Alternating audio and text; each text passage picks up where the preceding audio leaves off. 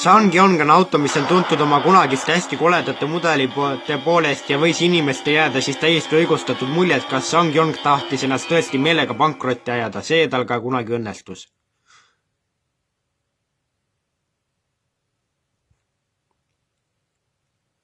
Nüüd on aga ajad muutunud, Sangyongil on uued omanikud, mõned aastad tagasi julges ta taas tulla Eesti turule ja tol ajal siis 2 mudeliga Corando ja Rexton ja nüüd on siis valmis saadud täiesti uue Rextoniga ja see peaks olema täiesti võrdväärne konkurent Land Cruiserile ja see on juba väga suur suutäis. Disain näeb muidu hea välja ja on näha, et disainer ei ole tõmmanud mingeid umbmääraseid jooni paberile ja pannud autole hirmsa suure hinnalipiku külge, vaid on tehtud tõesti head tööd, kuigi sellel disainil on paar väikest asja, mis mind natukene võib-olla häirivad. Ta on ehitatud redelraamile, tal on 280-liitrine pagasiruum ja vedrustus on tal väga-väga jäik. Aga sellisel autol ongi see kohane. Ja sellisel avatud siis sellisel auklisikul teel siis põrutab väga eriti tunnevad seda tagaistujad. Haagise mass siis piduriga haagis on 3000 kilogrammi,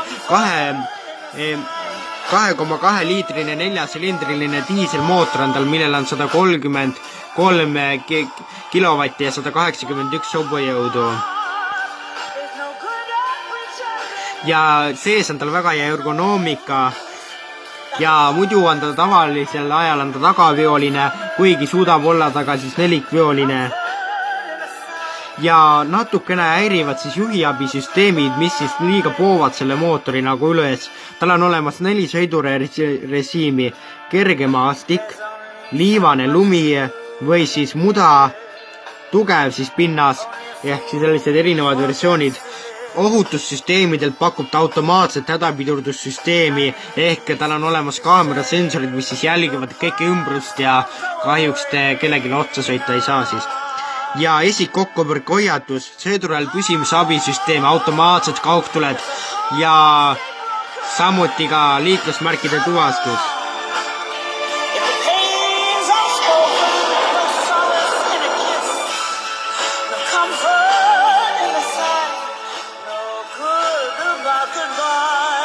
Ja nõlvapidurdusabi ja mägipidur.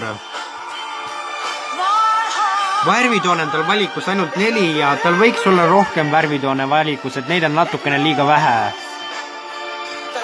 Sisu näeb muidu hea välja ja midagi väga ette heita ei saa. Uhke nalkpolster on tal olemas ja elektriliselt reguleeritavad siis juhiistmed ja siin on see suur pagasiruum. Tal on siis olemas 9,2 tolline HD puuteekran, 3,5 tolline see-ekraan siin. Navigatsioonisüsteem on siis selline, mis siis suudab kuvadega kõik lähedal asuvad siis kiiruskaamerad. Apple CarPlay ja Android auto baasvarustuses on olemas juba püsikiiruse hoidja.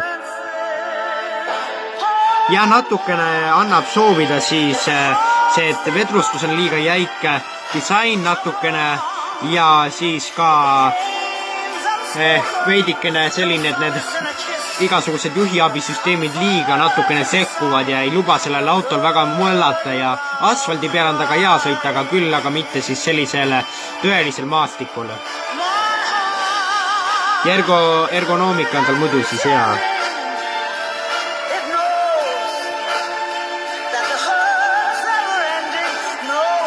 Ehk paari sellise veaga väga tubli auto hind algab tal 29 990 eurost ja see on 15 000 eurot odavam kui suurel Landcaril. Mina julgen teile seda autot soovitada, kuid kindlasti minge tehke taga üks korralik proovisõit ja kaaluge ka kõike muid autosi nagu vanurist Pajero ja Land Cruiser, sest ka need on head autod, lihtsalt peab natukene rohkem maksma.